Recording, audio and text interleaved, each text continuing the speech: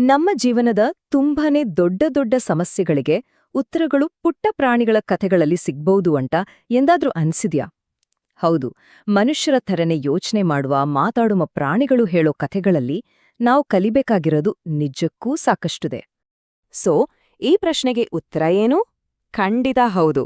ನೋಡಿ, ಈ ಪುಟ್ಟ ಕತೆಗಳು ಕೇವಲ ಟೈಮ್ ಪಾಸ್ ಅಥವಾ ಮನರಂಜನೆಗೆ ಅಲ್ಲ.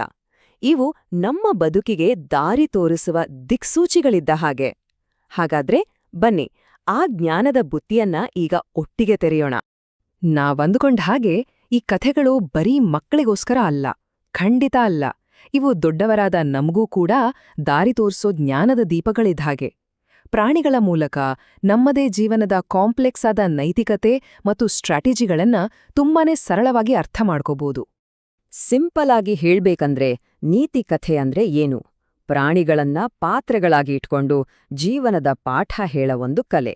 ಸರಿ, ಹಾಗಾದ್ರೆ ಈ ಕನ್ನಡದ ಕಥೆಗಳ ಆಳಕ್ಕಿಳಿದು ಅಲ್ಲಿ ಮುಚ್ಚಿಟ್ಟಿರೋ ಅಮೂಲ್ಯವಾದ ಪಾಠಗಳನ್ನ ಒಟ್ಟಿಗೆ ಹುಡ್ಕೋಣ ಬನ್ನಿ. ಮೊದಲನೇದಾಗಿ ಒಂದು ತುಂಬಾನೇ ಇಂಪಾರ್ಟೆಂಟ್ ಸತ್ಯವನ್ನ ನೋಡೋಣ.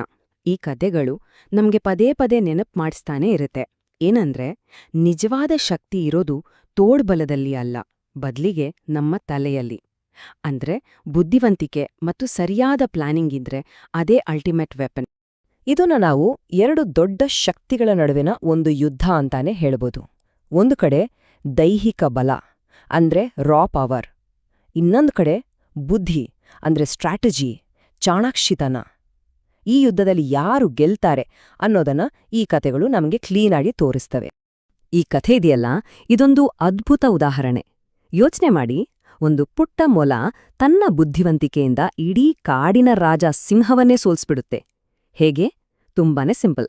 ಸಿಂಹದ ಅಹಂಕಾರವನ್ನೇ ಒಂದು ಅಸ್ತ್ರದ ರೀತಿ ಬಳಸ್ಕೊಂಡು ಒಂದು ಬಾವಿಯತ್ರ ಕರ್ಕೊಂಡೋಗಿ ಅದ್ರಲ್ಲೇ ಇರೋ ಅದರ ಪ್ರತಿಬಿಂಬವನ್ನ ತೋರ್ಸುತ್ತೆ. ನೋಡು, ನನಗಿಂತ ಶಕ್ತಿಶಾಲಿ ಸಿಂಹ ಇಲ್ಲೇ ಇದ್ದಾನೆ ಅಂತ ಹೇಳುತ್ತೆ. ಕೋಪದಿಂದ ಕುದಿಯೋ ಸಿಂಹ ಯೋಚನೆ ಮಾಡದೆ ಬಾವಿಗೆ ಹಾರಿ ತನ್ನ ಪ್ರಾಣ ಕಳ್ಕೊಂಡುತ್ತೆ. ನೋಡಿದ್ರಾ ಬುದ್ಧಿವಂತಿಕೆ ಎಷ್ಟು ಪವರ್ಫುಲ್ ಅಂತ? ಹಾಗಾದ್ರೆ ಈ ಕಥೆಯಿಂದ ನಮ್ಗೆ ಸಿಗೋ ಪಾಠ ಏನು? ತುಂಬಾ ಸರಳ. ನಮ್ಮ ಮುಂದೆ ಯಾವುದೇ ಸವಾಲು ಬರ್ಲಿ, ಅದನ್ನ ಬರೀ ಶಕ್ತಿಯಿಂದ ಗೆಲ್ಲೋಕ್ ಆಗಲ್ಲ. ಅದಕ್ಕೆ ಯುಕ್ತಿ ಬೇಕು. ತಂತ್ರಗಾರಿಕೆಯಿಂದ ಗೆಲ್ಲೋದೇ ನಿಜವಾದ ಜಯ. ಸರಿ, ಈಗ ಸ್ನೇಹದ ಬಗ್ಗೆ ಮಾತಾಡೋಣ. ನಮ್ಮ ಜೀವನದಲ್ಲಿ ನಾವು ಮಾಡುವ ಅತಿ ದೊಡ್ಡ ಆಯ್ಕೆಗಳಲ್ಲಿ ಒಂದು ಅಂದ್ರೆ ಅದು ನಮ್ಮ ಸ್ನೇಹಿತರ ಆಯ್ಕೆ ಅಲ್ವಾ? ಹಾಗಾದ್ರೆ ನಿಜವಾದ ಸ್ನೇಹಿತರು ಯಾರು, ಅವರನ್ನ ಗುರುತಿಸೋದು ಹೇಗೆ ಅಂತ ಈ ಕಥೆಗಳು ನಮ್ಗೆ ಚೆನ್ನಾಗ್ ಕಲಿಸ್ತವೆ.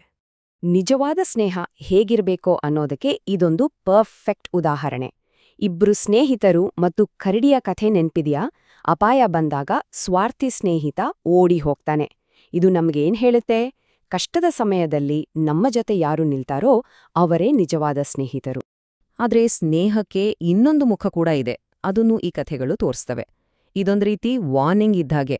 ರಾಜನ ಮುಖದ ಮೇಲೆ ಕೂತ ನೊಣ ಓಡ್ಸೋಕ್ ಹೋಗಿ ಆ ಮೂರ್ಖ ಕೂತಿ ಕತ್ತಿಯನ್ನೇ ಎತ್ತಿಬಿಡುತ್ತೆ. ಈ ಕಥೆ ಏನ್ ಹೇಳುತ್ತೆ? ಕೆಲವೊಮ್ಮೆ ಒಳ್ಳೆಯ ಉದ್ದೇಶ ಇರೋ ದಡ್ಡ ಸ್ನೇಹಿತನಿಗಿಂತ ಬುದ್ಧಿವಂತ ಶತ್ರುನೇ ಓಕೆ, ಈಗ ನಾವು ಒಂದು ಯೂನಿವರ್ಸಲ್ ನಿಯಮದ ಬಗ್ಗೆ ಮಾತಾಡೋಣ. ಅದುವೇ ಕರ್ಮ. ಅಂದ್ರೆ ನಾವು ಏನು ಬಿತ್ತುತ್ತೀವೋ ಅದನ್ನೇ ಕೊಯ್ಯುತ್ತೇವೆ. ನಾವು ಮಾಡುವ ಪ್ರತಿಯೊಂದು ಕೆಲ್ಸಕ್ಕೂ ಒಂದು ಫಲ ಇದ್ದೇ ಇರುತ್ತೆ. ಅದ್ರಿಂದ ಯಾರೂ ತಪ್ಪಿಸ್ಕೊಳಕ್ ಸಾಧ್ಯನೇ ಇಲ್ಲ. ಕರ್ಮ ಅಂದ್ರೆ ತುಂಬಾನೇ ಸಿಂಪಲ್ ಆಗಿ ಹೇಳೋದಾದ್ರೆ ಅದು ಕಾಸ್ ಅಂಡ್ ಎಫೆಕ್ಟ್, ಅಂದ್ರೆ ಕಾರ್ಯ ಮತ್ತು ಅದರ ಫಲ.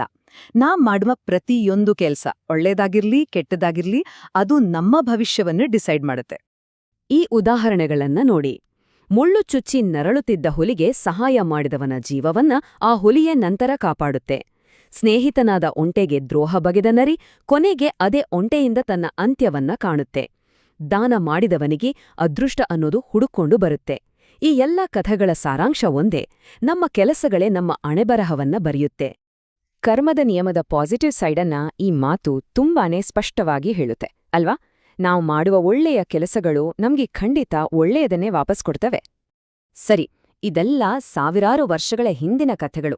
ಆದ್ರೆ ಈ ಪಾಠಗಳು ಇವತ್ತಿನ ನಮ್ಮ ಫಾಸ್ಟ್ ಲೈಫ್ಗೆ ಅಪ್ಲೈ ಆಗುತ್ತಾ? ಖಂಡಿತ ಆಗತ್ತೆ.